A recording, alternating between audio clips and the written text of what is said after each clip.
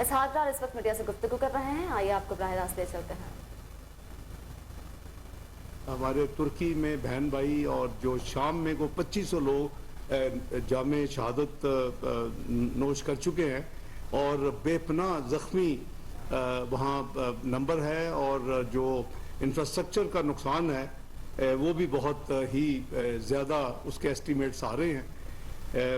बदकिस्मती से आपको याद होगा कि पिछले साल जब पाकिस्तान में फ्लड्स आए तो वो भी एक पाकिस्तान की तारीख के वर्स्ट फ्लड्स थे और पाकिस्तान दुनिया में 8वां जो क्लाइमेट चेंज की वजह से जो वल्नरेबल मुल्क गिना जाता है वो दुनिया में 8वां है उसका नंबर। और वो जो फ्लड्स थे वो कैटास्ट्रोफी जो थी उसके नतीजे में आपको याद होगा कि 30 अरब डॉलर के पाकिस्तान के नुकसानात हुए और वो जो नुकसानात हैं उसमें करीबन 16 अरब डॉलर के आपके जो है वो फिजिकल लॉसेज हैं और करीबन 15 अरब डॉलर के आपके जो है वो इकोनॉमिक लॉसेज हैं। उसको रिकंस्ट्रक्शन रिहेबिलिटेशन के लिए जो ग्लोबल अथॉरिटीज़ ने, जिसमें यूरोपियन यूनियन है, यूएनडीपी है, यूनाइटेड नेशन का जो अदारा है, उसमें एशियन डेवलपमेंट बैंक है, उसमें वर्ल्ड बैंक है और पाकिस्तान की प्लानिंग डिवीजन ने उनके साथ मिलके जो एस्टीमेट्स किए तो वो जो रिकंस्ट्रक्शन रिहेबिलिटेशन है वो करीबन उसका अंदाज़ा 16 अरब डॉलर है। उस हवाले से एक रिसेंटली आपको याद होगा वज़ीर आज़म साहब ने यूनाइटेड नेशन के सेक्रेटरी जनरल की इन्विटेशन पे एक कॉन्फ्रेंस की थी जिनेवा में, यूनाइटेड नेशन की बिल्डिंग में, और उसमें जो कमिटमेंट्स मिली थी हमने कहा कि आधा हम ये 3 से 4 साल में जो सारा हमने रिकंस्ट्रक्शन रिहेबिलिटेशन का काम करना है, पाकिस्तान अपने रिसोर्सेज से आधा बोझ उठाएगा और आधे की करीबन कमिटमेंट्स हमें दुनिया के मुख्तलिफ अदारों ने दी उस वक़्त जब ये ग्लोबल कॉन्फ्रेंस हुई।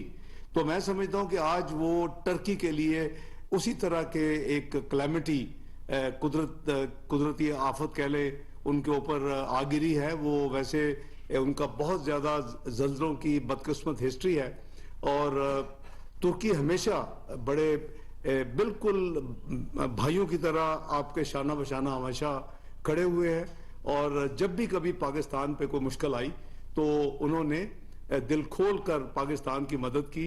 और आपको याद होगा कि जब पिछले साल भी जब फ्लड्स आए तो तुर्की के सदर जनाब तैयब एर्दोआन और उनकी अहलिया वो पाकिस्तान में तशरीफ लाई।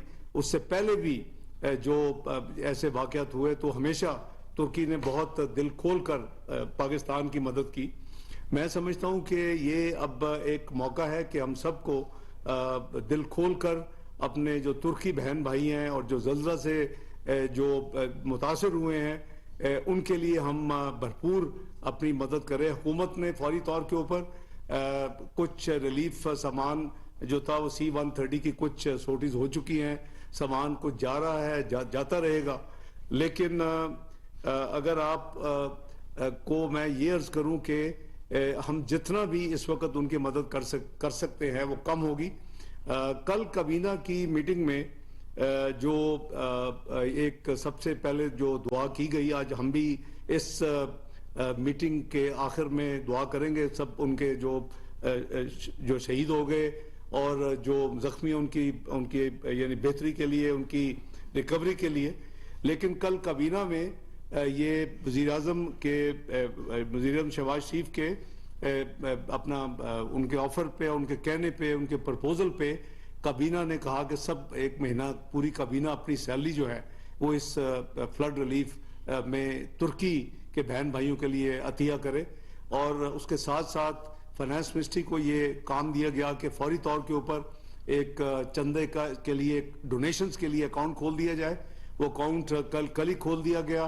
उसका जो मुख्तलिफ बैंक्स हैं उनको सर्कुलर जो था स्टेट बैंक ने ऑफिशियल उनको सबको इंटीमेट आज कर दिया और नेशनल बैंक से वो IBN जो है, IBN के जो नंबर है जिसमें आप अपनी रिलीफ दे सकते हैं, 2 तरीके हैं, या आप डायरेक्टली वहां जमा करवाएं या ऑनलाइन ट्रांसफर करें, या आप अपना चेक या बैंक ड्राफ्ट जो ट्रेडिशनल है कि आपके जो चेंबर्स हैं, जो अदारे हैं, जो एसोसिएशंस हैं, वो इकट्ठा करके एक ही चेक की शक्ल में आप जमा करवाएं। अगर आप पसंद करेंगे तो हम उसके लिए वज़ीर आज़म का कोई अरेंज भी कर सकते हैं कि आप खुद आके वो यानी उस टर्की की रिलीफ के लिए जो है वो अपना अतिया दे।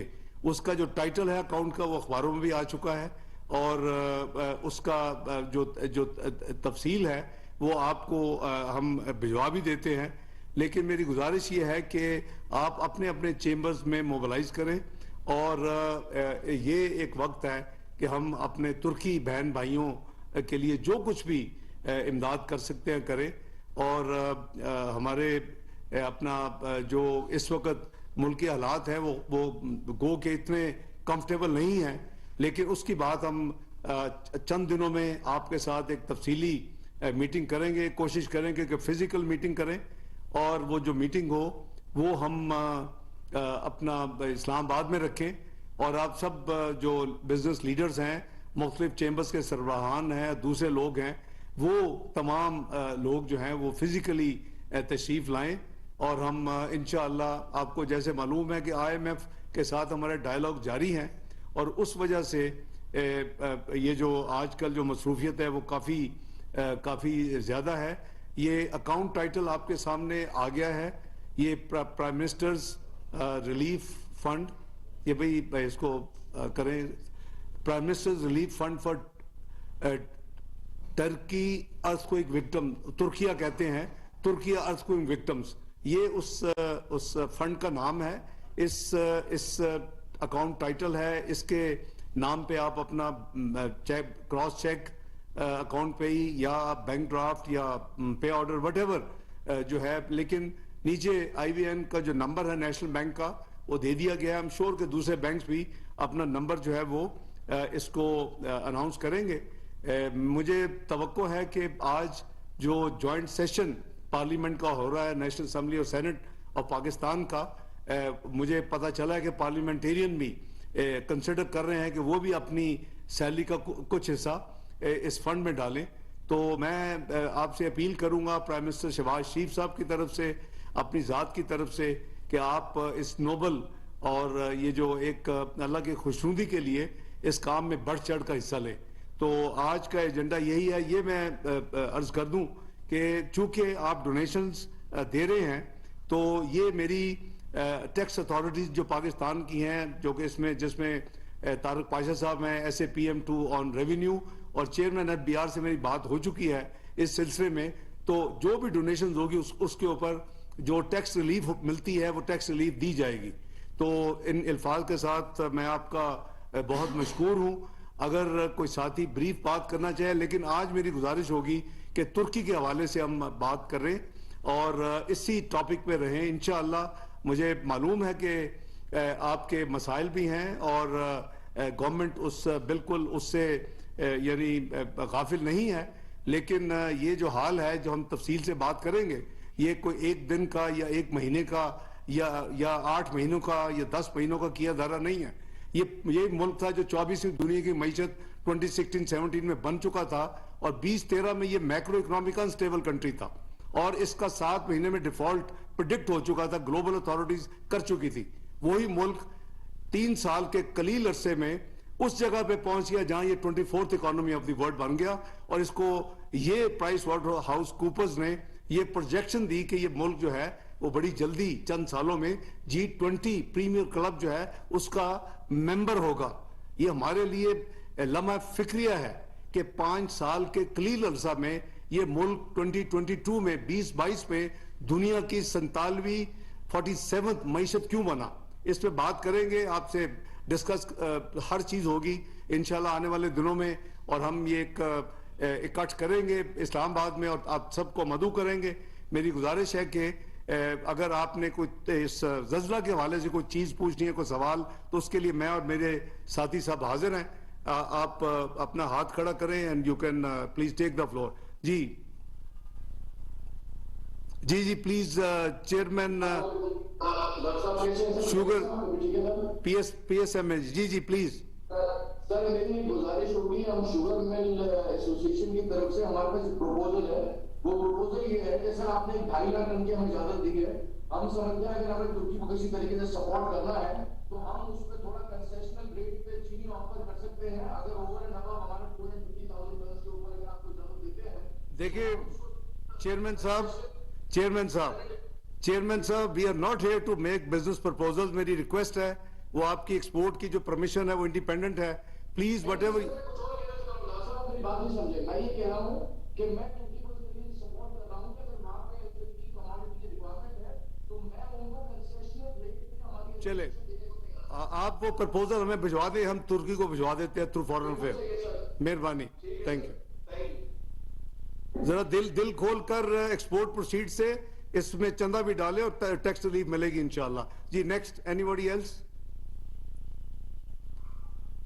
जी मैं समझता हूँ लेट्स प्रे, जो लोग शहीद हुए अल्लाह ताला उनके दर्जात बुलंद करे। अल्लाह ताला हमारे जो ब्रादर मुल्क है तुर्की और ब्रादर मुल्क शाम में अल्लाह ताला अपना फजल करम करें। जो जख्मी हैं उनको अल्लाह ताला सेहतयाबी अता करें और अल्लाह ताला हम सबको तौफीक दे कि हम जितनी भी इस मौके के ऊपर ज्वाइन कर सकते हैं, उनकी मदद कर सकते हैं। अल्लाह ताला की खुशनुदी के लिए, खैर बरकत के लिए वो मदद करें। मैं आप सब साथियों का, भाइयों का, दोस्तों का मशकूर हूँ कि आपने बड़े शॉर्ट नोटिस पे हमें ज्वाइन किया और इंशाअल्लाह जल्दी, जैसे मैंने अर्ज किया, मुलाकात होगी। God bless you, Allah Hafiz.